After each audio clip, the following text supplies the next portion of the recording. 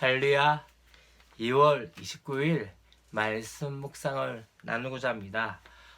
연습 때 같으면은 이제 금요 영성 집회를 마치고 집에 돌아와서 이제 좀 더 늦은 시간 가운데 말씀 묵상을 나누지만 지금 현 상황이 수요 예배와 금요 기도회가 지금 중단되어지고 모든 예배가 가정 예배로 돌아가고 있는 상황 가운데 있습니다.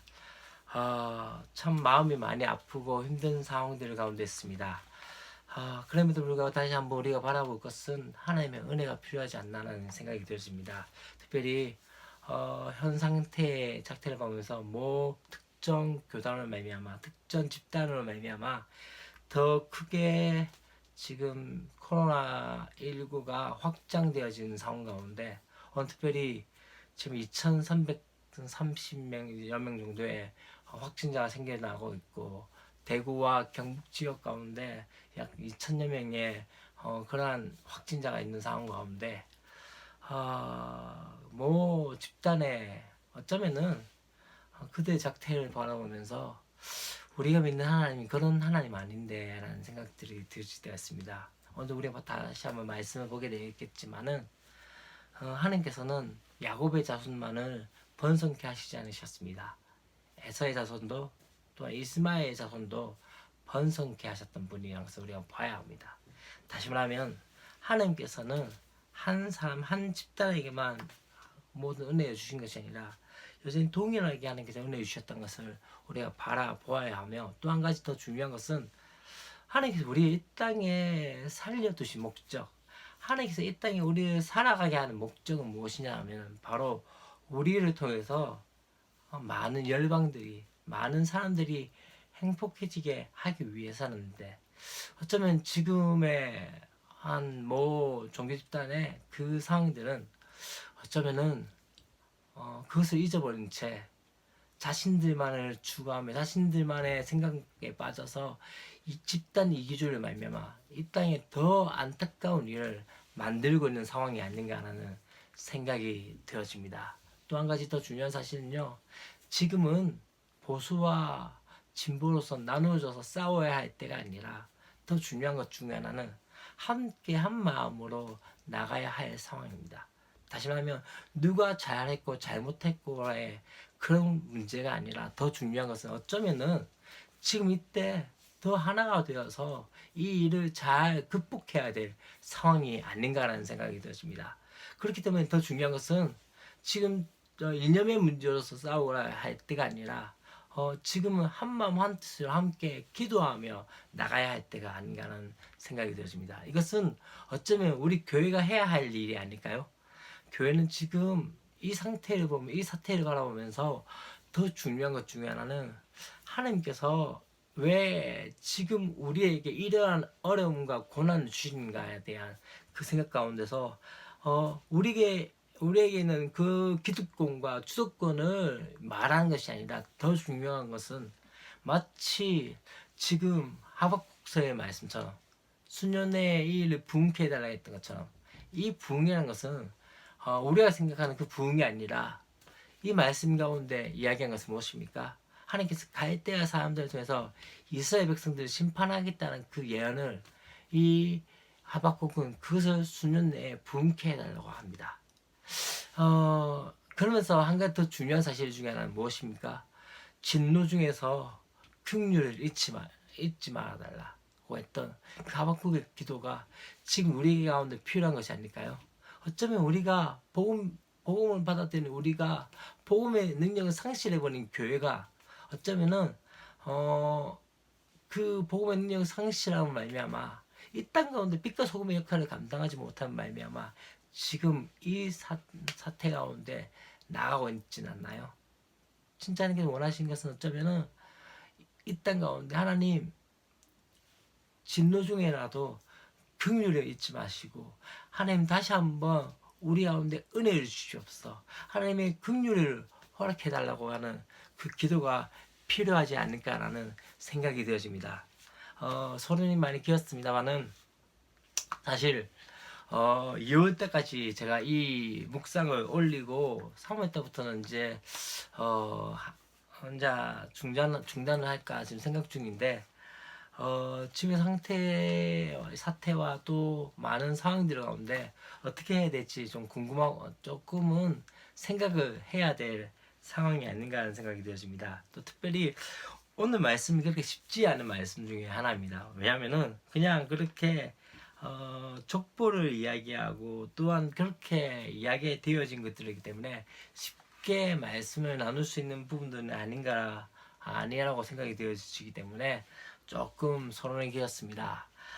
그래도 함께 나눠야겠죠. 우리 창세기 36장 9절부터 43절까지의 말씀인데요.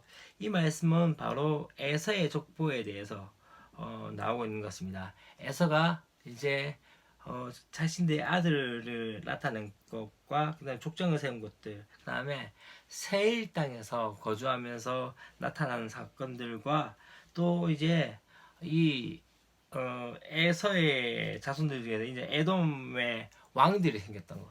다시 말하면 이스라엘 백성들 가운데 왕이 있기 전에 이미 이 에돔에는 왕이 있었던 것에 대한 이야기들이 말씀에 나오고 있는 것을 볼 수 있습니다.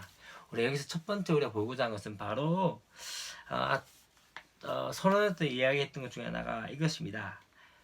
에서와 야곱이 두 민족을 이룰 것이다 라는 것이었죠. 다시 말하면 리브가에게 주셨던 그 말씀이 이루어진 것이죠. 에돔이라는 나라의 이름을 통해서 또 에서는 그렇게 에서의 후손들의 에돔이라는 나라가 이루어지고 야곱은 어떻게 됩니까? 이스라엘이 이루어지게 되어진 것이죠. 그러나 중요한 것은 나중에 맨 뒤쪽에 보면은 다윗 때 어떤 일이 일어납니까? 에돔을 정복하는 그 상황들 가운데서 그 말씀들, 큰 자가 어린 자를 섬기게 되어지는 그 상황들을 보게 되어집니다.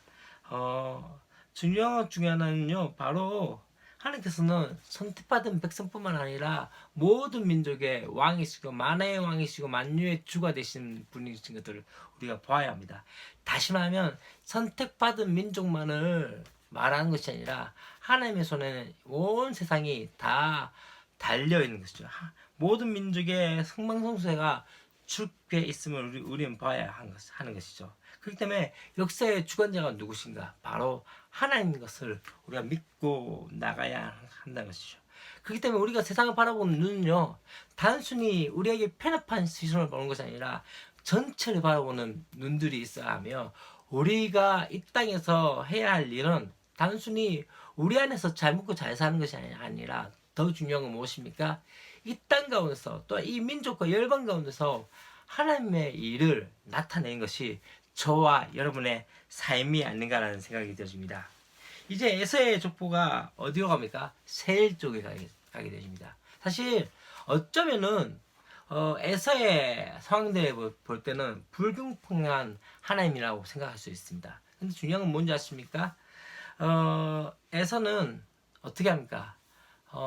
약속의 언약의 자손으로서의 그 삶들을 하나씩 포기하게 됩니다.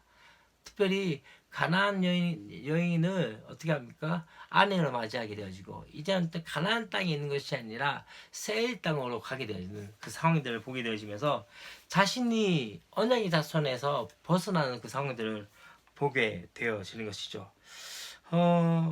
결국 무엇입니까? 그렇게 되어서 에돔이란 왕국을 만들게 되죠.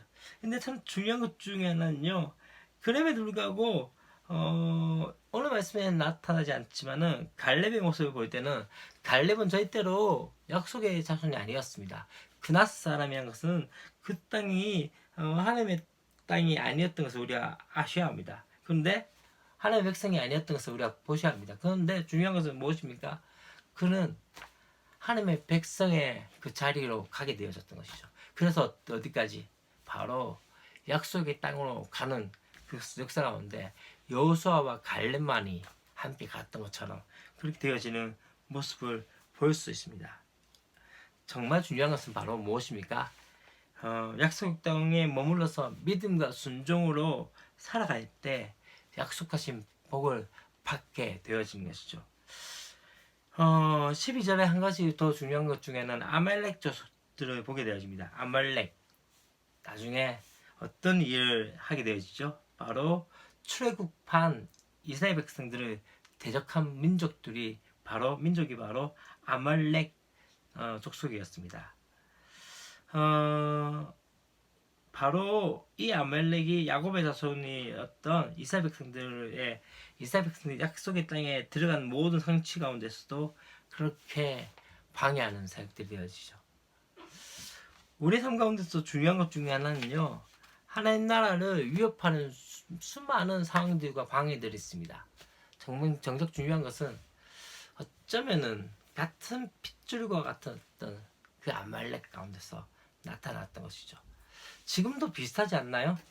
어쩌면은 복음이라는 하나님의 은혜와 하나님의 복음을 이야기하고자 했던 그 많은 정통에서 조금씩 비껴나갔던 이단들, 구원파와 또한 신천지와 모든 것들이 어쩌면은 복음을 더 방해하는, 하나님 나라에 방해하는 세력이 되어졌던 것은 아닌가 하는 생각이 들어집니다. 여러분의 삶은 어떠하십니까? 여러분, 조금 비켜난 게, 어쩌면 조금씩 비켜난 게 진리에서 완전히 벗어날 때가 있다는 것을 아셔야 합니다. 그렇기 때문에 우리의 마음 가운데 복음의 확실한 삶을 사셔야 합니다. 자, 요즘 갈라디아서의 말씀을 묵상하고 있는 상황 가운데 있습니다. 다른 복음은 없나니. 그 다른 복음은 어떤 것이었습니까? 복음이 있는데 이 복음에서 조금 더 첨가해야 했던 그 모습이지 않습니까? 어쩌면은 아말렉이 그렇지 않나요? 신천지가 그렇지 않나요? 어쩌면 우리의 삶 가운데 나 또한 내 삶 가운데 복음에서 벗어나고 있는 삶은 아닌가요? 다시 한번 생각하면서 묵상하는 오늘이 되었으면 좋겠습니다.